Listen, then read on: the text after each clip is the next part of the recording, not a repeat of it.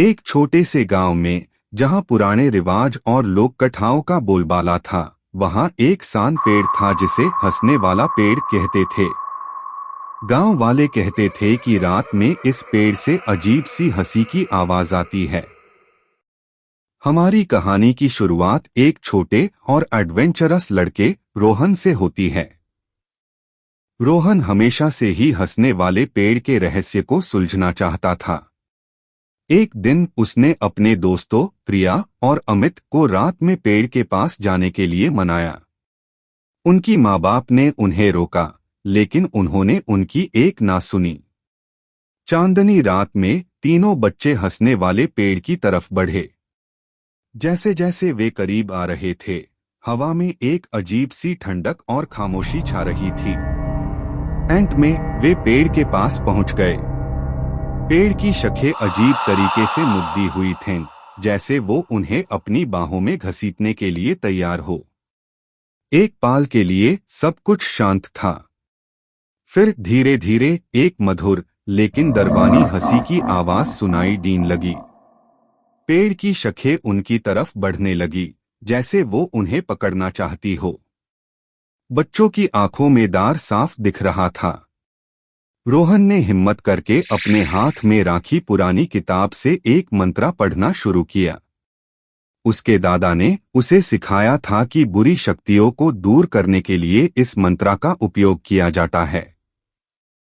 जैसे ही रोहन ने मंत्र पढ़ना शुरू किया, पेड़ से एक चमकदार रोशनी निकली और पेड़ की हंसी बंद हो गई। शाखें धीरे धीरे पीछे हट गई और पेड़ शांत हो गया। बच्चों ने राहत की सांस ली। जब वे वापस गांव लौट रहे थे, तब उन्होंने पेड़ के बारे में और पता लगाने का फैसला किया।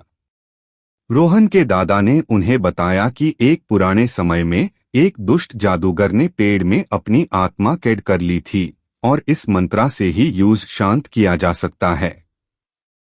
उस रात बच्चे वापस पेड़ के पास गए, लेकिन इस बार उन्होंने हिम्मत और ज्ञान के साथ। उन्होंने एक छुपा हुआ दरवाजा ढूंढा जो पेड़ के अंदर की तरफ जाता था। अंदर एक छोटा सा कमरा था, जहां जादूगर की पुरानी चीजें पड़ी थीं।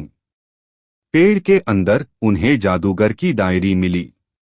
उसने लिखा था कि उसकी आत्मा पेड़ में फंस गई है और उसे शांति तभी मिल सकती है जब कोई उसके गलत कामों को ठीक करे।